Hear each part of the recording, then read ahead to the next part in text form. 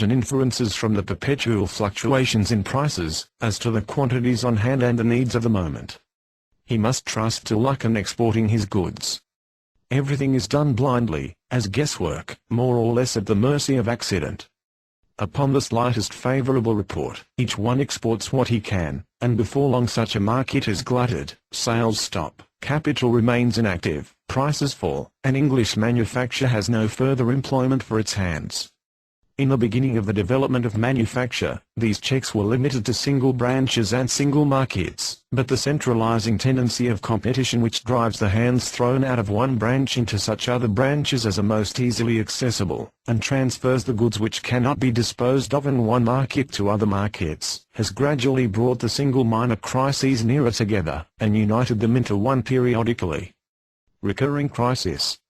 Such a crisis usually recurs once in 5 years after a brief period of activity and general prosperity. The home market, like all foreign ones, is glutted with English goods, which it can only slowly absorb. The industrial movement comes to a standstill in almost every branch. The small manufacturers and merchants who cannot survive the prolonged inactivity of their invested capital fail. The larger ones suspend business during the worst season, close their mills or work short time, perhaps half the day. Wages fall by reason of the competition of the unemployed, the diminution of working time and the lack of profitable sales. Want becomes universal among the workers. The small savings, which individuals may have made, are rapidly consumed. The philanthropic institutions are overburdened. The poor rates are doubled, trebled, and still insufficient. The number of the starving increases, and the whole multitude of surplus population presses in terrific numbers into the foreground.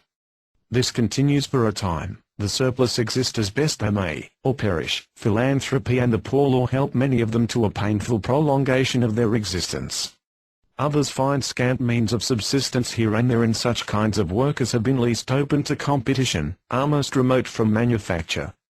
And with how little can a human being keep body and soul together for a time?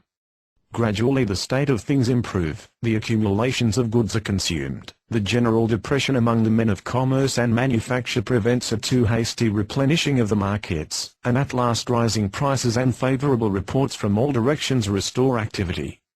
Most of the markets are distant ones, demand increases and prices rise constantly, while the first exports are arriving. People struggle for the first goods. The first sales enliven trade still more. The prospective ones promise still higher prices, expecting a further rise. Merchants begin to buy upon speculation, and so to withdraw from consumption the articles intended for it, just when they are most needed.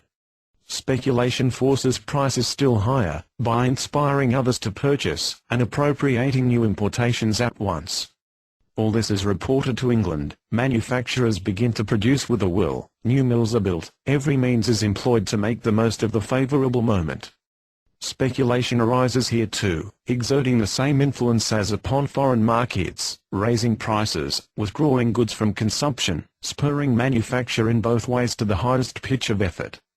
Then come the daring speculators working with fictitious capital, living upon credit, ruined if they cannot speedily sell. They hurl themselves into this universal, disorderly race for profits, multiply the disorder and haste by their unbridled passion, which drives prices and production to madness. It is a frantic struggle, which carries away even the most experienced and phlegmatic. Goods are spun, woven, hammered, as if all mankind were to be newly equipped, as though 2,000 million new consumers had been discovered in the moon.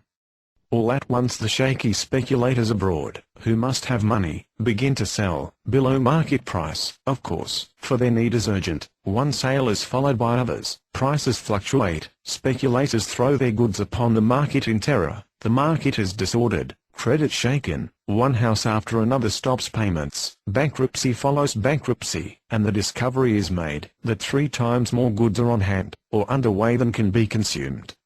The news reaches England, where production has been going on at full speed meanwhile. Panic seizes all hands. Failures abroad cause others in England. The panic crushes a number of firms. All reserves are thrown upon the market here too, in the moment of anxiety, and the alarm is still further exaggerated. This is the beginning of the crisis, which then takes precisely the same course as its predecessor, and gives place in turn to a season of prosperity. So it goes on perpetually, prosperity, crisis, crisis, and this perennial round in which English industry moves is, as has been before observed, usually completed once in 5 or 6 years. From this it is clear that English manufacture must have, at all times save the brief periods of highest prosperity, an unemployed reserve army of workers, in order to be able to produce the masses of goods required by the market in the liveliest months. This reserve army is larger or smaller, according as the state of the market occasions the employment of a larger or smaller proportion of its members. And if at the moment of highest activity of the market the agricultural districts and the branches least affected by the general prosperity temporarily supply, to manufacture a number of workers, these are a mere minority, and these too belong to the reserve army, with the single difference, that the prosperity of the moment was required to reveal their connection with it. When they enter upon the more active branches of work, their former employers draw in somewhat, in order to feel the loss less, work longer hours, employ women and younger workers, and when the wanderers discharged at the beginning of the crisis return, they find their places filled and themselves superfluous, at least in the majority of cases. This reserve army, which embraces an immense multitude during the crisis and large number during the period, which may be regarded as the average between the highest prosperity and the crisis, is the surplus population of England, which keeps body and soul together by begging, stealing, street sweeping, collecting manure, pushing handcarts, driving donkeys, peddling, or performing occasional small jobs. In every great town a multitude of such people may be found. It is astonishing in what devices this surplus population takes refuge. The London crossing sweepers are known all over the world, but hitherto the principal streets in all the great cities, as well as the crossings, have been swept by people out of other work, and employed by the poor law guardians or the municipal authorities for the purpose.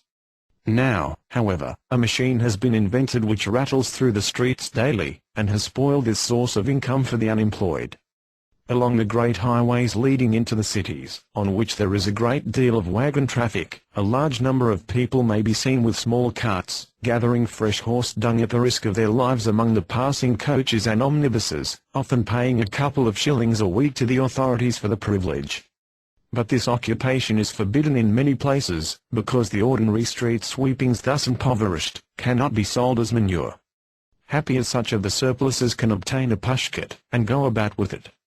Happier still those to whom it is vouchsafed to possess an ass in addition to the cart.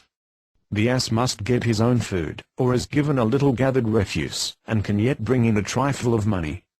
Most of the surplus betake themselves to huckstering. On Saturday afternoons, especially, when the whole working population is on the streets, the crowd who live from huckstering and peddling may be seen. Shoe and corset laces, braces, twine, cakes, oranges, every kind of small articles are offered by men, women, and children, and at other times also, such peddlers are always to be seen standing at the street corners, or going about with cakes and ginger beer or nettle beer. Matches and such things, sealing wax, and patent mixtures for lighting fires are further resources of such vendors. Others, so-called jobbers, go about the streets seeking small jobs. Many of these succeed in getting a day's work, many are not so fortunate. At the gates of all the London docks, says the Reverend W. Champney, preacher of the East End, hundreds of the poor appear every morning in winter before daybreak, in the hope of getting a day's work. They await the opening of the gates, and, when the youngest and strongest and best known have been engaged, hundreds cast down by disappointed hope, go back to their wretched homes. When these people find no work, and will not rebel against society, what remains for them but to beg? And surely no one can wonder at the great army of beggars, most of them able-bodied men, with whom the police carries on perpetual war. But the beggary of these men has a peculiar character. Such a man usually goes about with his family singing a pleading song in the streets or appealing, in a speech, to the benevolence of the passers-by. And it is a striking fact that these beggars are seen almost exclusively in the working people's districts, that it is almost exclusively the gifts of the poor from which they live. Or the family takes up its position in a busy street, and without uttering a word, lets the mere sight of its helplessness plead for it. In this case too, They reckon upon the sympathy of the workers alone, who know from experience how it feels to be hungry, and are liable to find themselves in the same situation at any moment. For this dumb, yet most moving appeal, is met with almost solely in such streets as are frequented by working men, and at such hours as working men pass by, but especially on summer evenings, when the secrets of the working people's quarters are generally revealed, and the middle class withdraws as far as possible from the district thus polluted.